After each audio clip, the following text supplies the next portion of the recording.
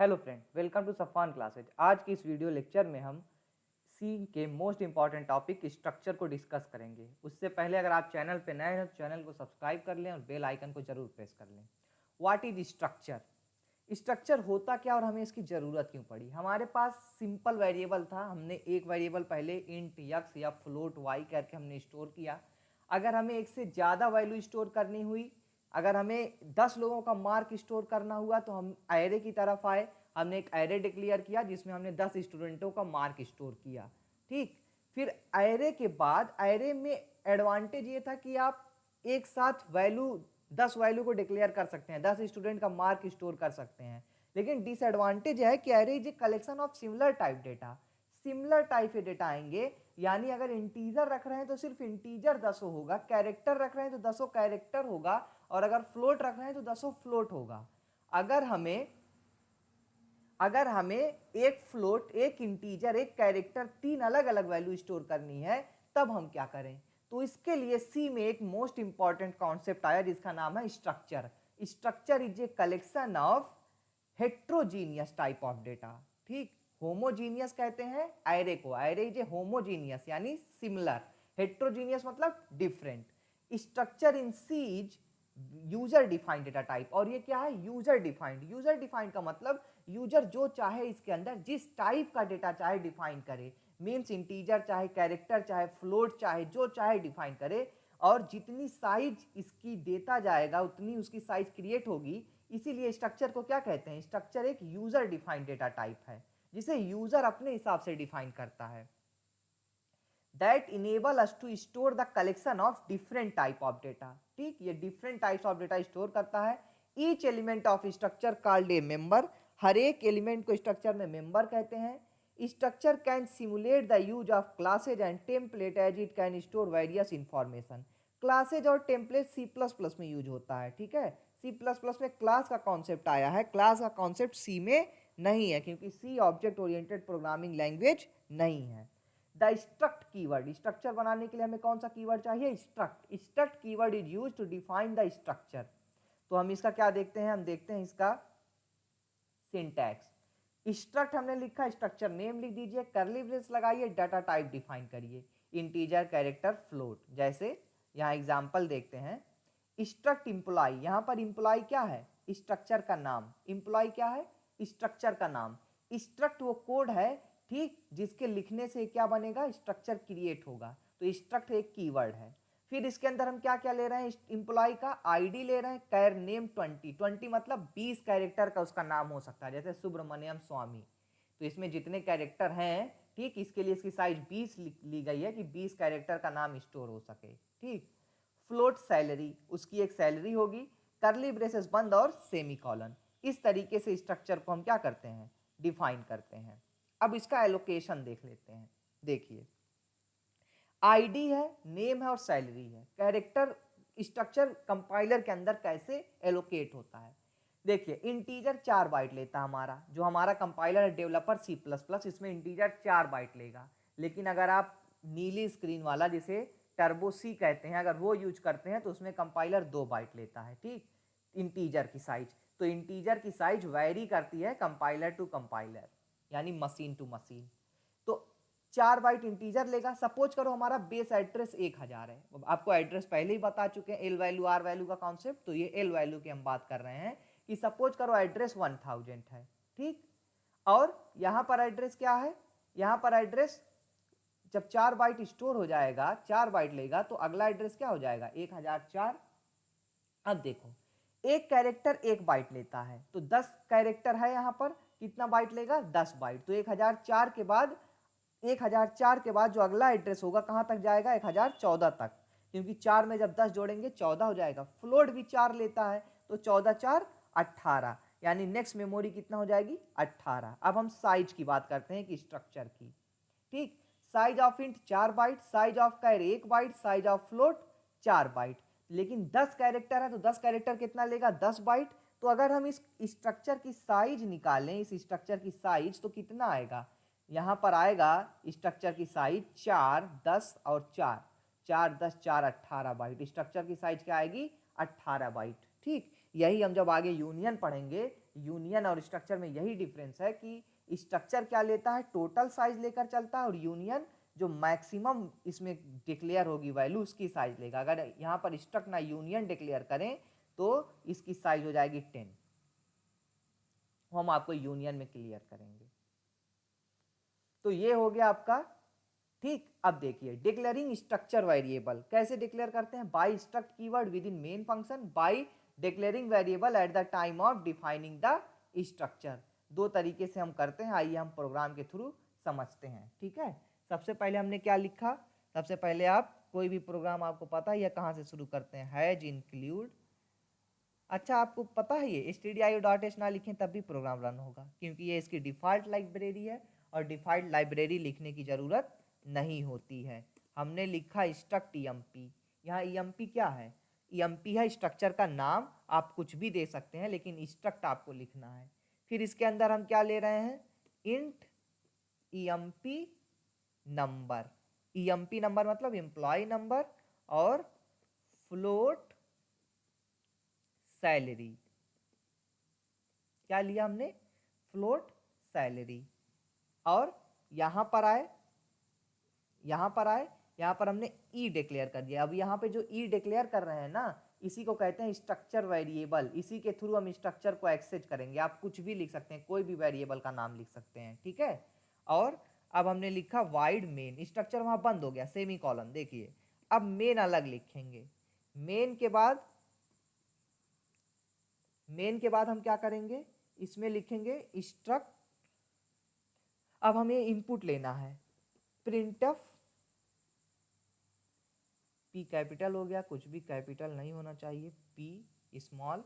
फिर हमने लिखा प्रिंटफ, प्रिंटफ के अंदर enter emp number and salary. Message डाल दो यूजर के लिए, enter emp number and salary of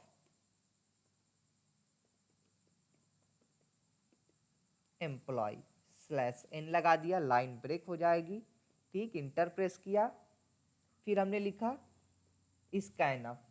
scanf के बाद हमने इसमें क्या करना है, emp नंबर परसेंटाइल डी से इनपुट होगा और परसेंटाइल एफ से क्या इनपुट होगा, परसेंटाइल एफ से इनपुट होगा सैलरी, ठीक। सेमी कॉलन हमने लगा दिया।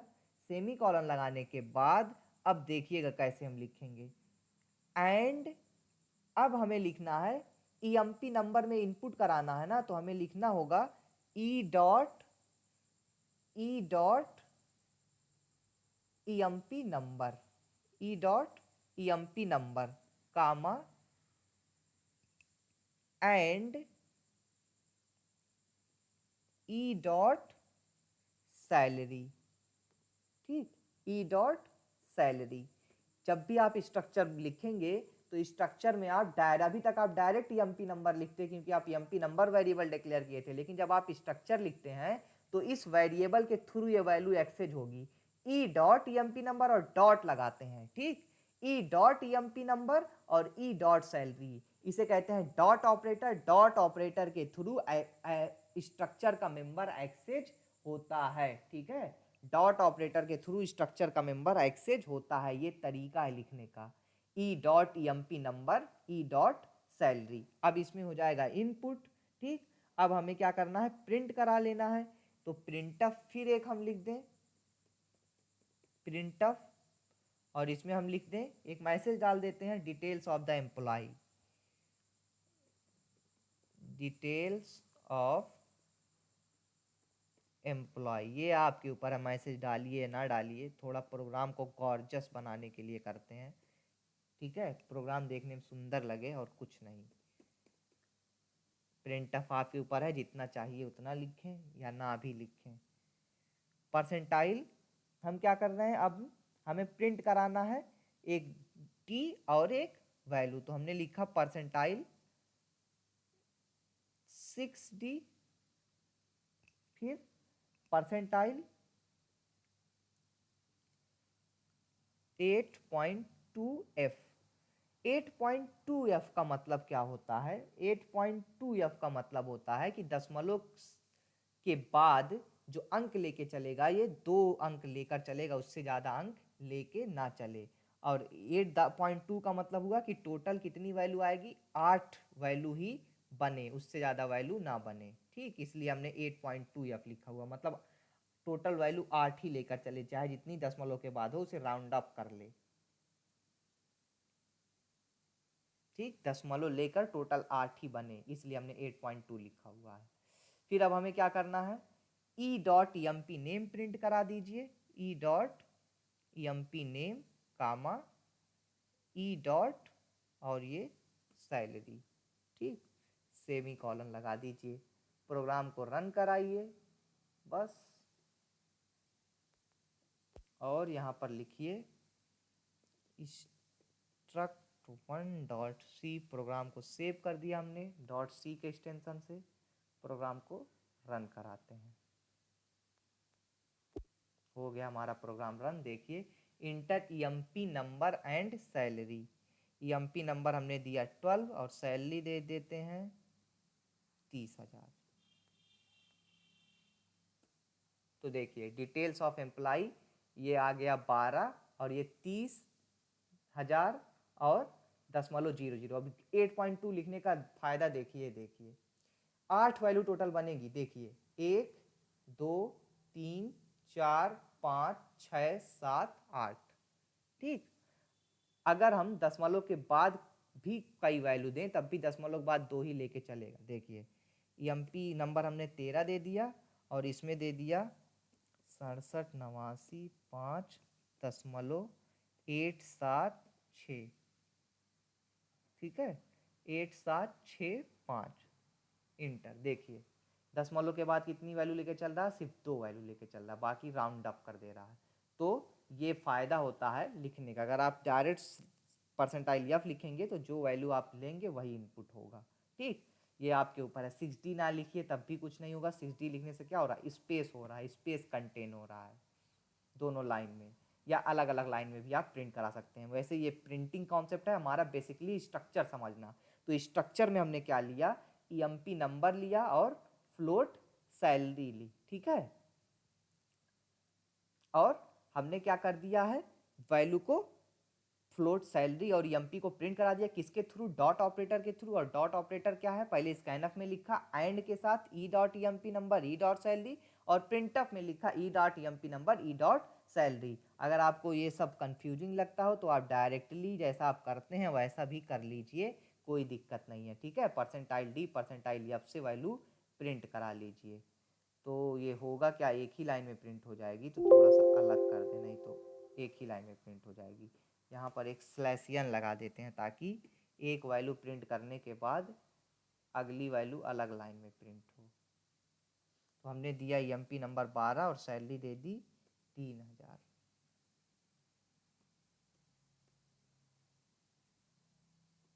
ठीक, तो ये देखिए 12 और सैलरी 3,000 दशमलव के बाद फिर कितने अंक लेकर चलेगा, बाय डिफॉल्ट 6 अंक लेकर चलेगा।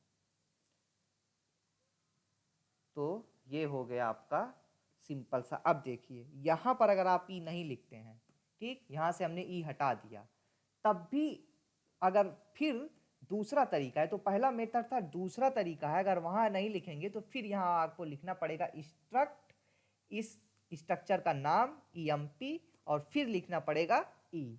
तो ये दो तरीके से आप स्ट्रक्चर वेरिएबल डिक्लेयर कर सकते हैं, या तो डायरेक्ट यहाँ ई लिख दीजिए या ऐसे लिखिए स्ट्रक्ट EMP, यानी स्ट्रक्ट फिर ये स्ट्रक्चर का नाम फिर ये वेरिएबल नेम जो आपने लिखा हुआ है, फिर रन कराइए, आपका कोड देखिए रन हो रहा है।